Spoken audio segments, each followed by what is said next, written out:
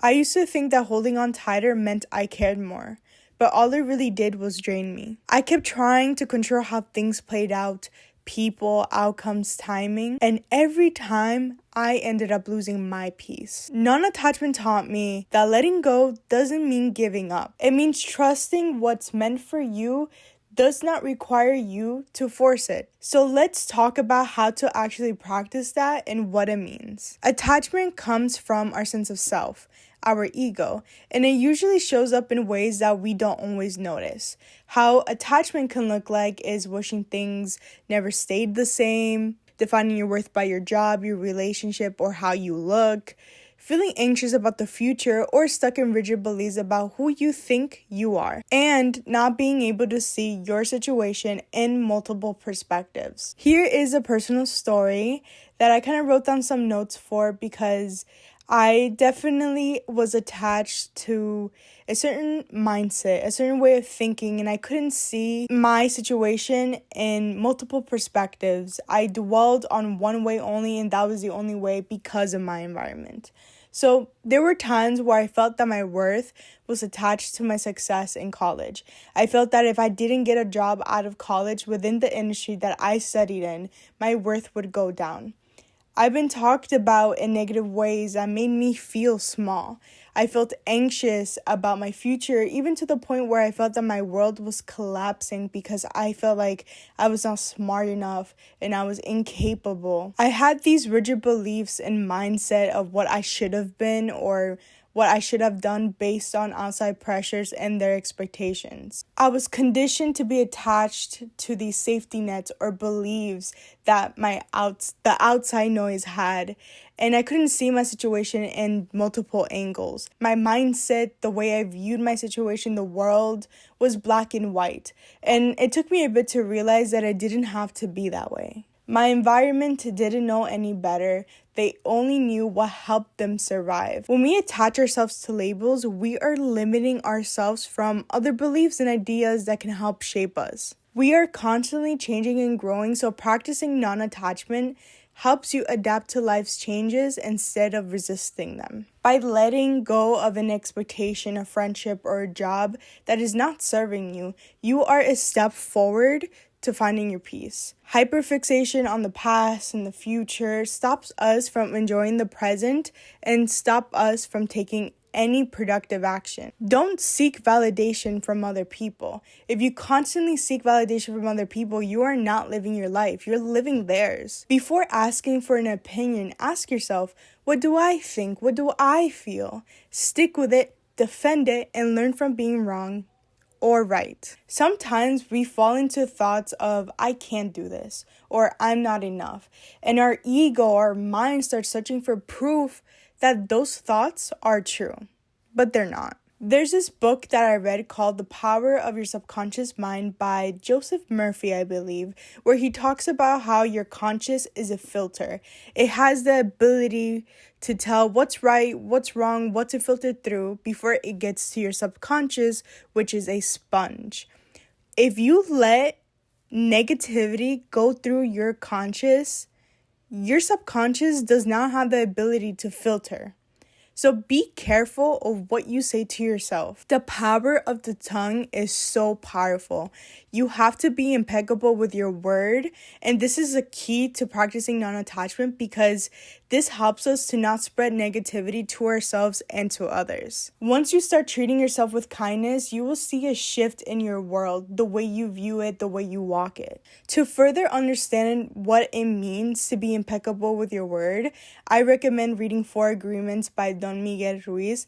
That book has completely shaped me on how I view these 4 agreements and how I should apply it to my everyday life. It's one of my favorite reads, and it's definitely something that you should take the time to read through and be open-minded about. Reminder that our ego is only one lens. It's not the full truth. When we learn to see multiple perspectives, we expand our awareness beyond ego. This comes from the book as well, But even before that, I stood by this. I find that one's opinions, beliefs comes from their environments, what they were taught by family and society. And these beliefs affect how they view the world, whether positive or negative. So do not take any opinions or negativity from others personally. It's not about you, it's about them projecting their inner dark insecurities and feelings. Setting boundaries is a form of protecting your energy, and I think it's so important in practicing non-attachment. You don't have to spend all your time defending yourself or proving your worth to others. That only drains you. In reference to a video that I watched from this creator called The Wizard Liz, and by the way, I love her. She says that it's human nature to care, but it's not worth losing yourself. Don't react to everything and don't over-explain yourself to anyone. When you do this, you're giving your power to them. You're seeking validation from them, and truthfully, the only validation that you should be seeking is from yourself. You have to be okay with being misunderstood. Who cares about what that person thinks of you, what they believe, who you think you are? You occupy their mind more than they do themselves because they truthfully have nothing better to do. They're suffering from their own internal pain and they don't know how else to cope besides projecting. This is why I also believe that you have to be kind to yourself, but also to other people, despite them spewing negativity to you. Because in that form, in a way, you're protecting your energy. You're not giving them a reaction. It can be hard.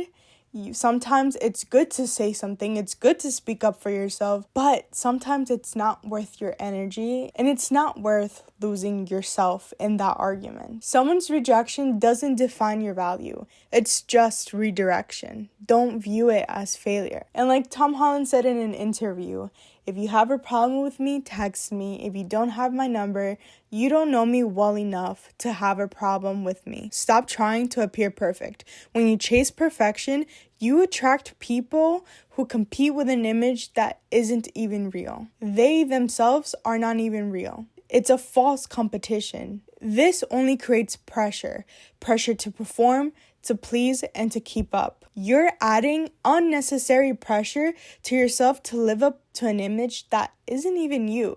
Be you. Be yourself. Be authentic. The right people will connect with that. With social media, authenticity can be lost or is lost. And people can't really decipher what's real or what's not. What's reality? What is even reality? I find that vulnerability is not weakness, it's a strength. And I feel like people should showcase that more on social media. I mean, yeah, it's nice to have a pretty aesthetic page, and we can do that as long as we don't lose ourselves. This is a shameless plug, but I did a video called Why Choosing Yourself Is Not Selfish. It's one of my recents, and I talked about letting people go, or specifically more about leveling up. When you level up in life, there will be people that will try to drag you down, or there will be people that will level up with you. For the people that drag you down, do not let them. And it's painful to lose people in your life, but sometimes it's for the greater good. It means you're outgrowing each other. You might reunite one day, or you might never cross paths again, and that's okay. If something's not working, no matter how hard you try, take it as a sign that it's time to let go and redirect. When you react impulsively or emotionally all the time, people can easily manipulate you because they know what triggers you. You can't let emotions run your life like that, especially when it's at its peak. You can come off as easily controllable because you react easily. They know your triggers and they know how to make you look bad. Always take a moment to sit with these overwhelming feelings. Let it settle. Do something that allows this energy to flow out in a non-harmful way, of course. Do physical exercise or do a hobby that makes you happy, a passion, something. Allow this energy to flow somehow. For some people, it's art. Well, different types of arts. Painting, music, whatever it is. Do it. Remember, everything you engage in is an energy exchange. So always ask yourself, is this exchange worth my peace? Instead of dwelling Transmute this energy. Turn it into fuel. Don't prove yourself by talking.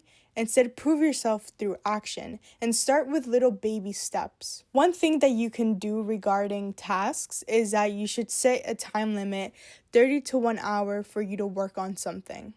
Try not to focus on how much work you have to do because that is not productive. Instead, focus on how much progress you are making in these little baby steps.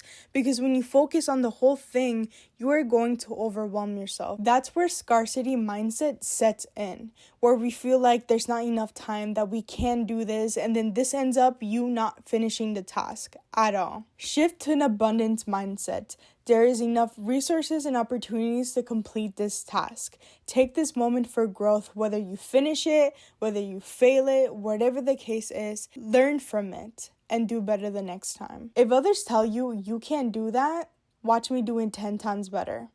Oh, they'll never be that. I'ma be that and more. Level up in silence. I'm a firm believer that what's meant for you will find you, but in order to receive it, you have to let go what no longer serves you.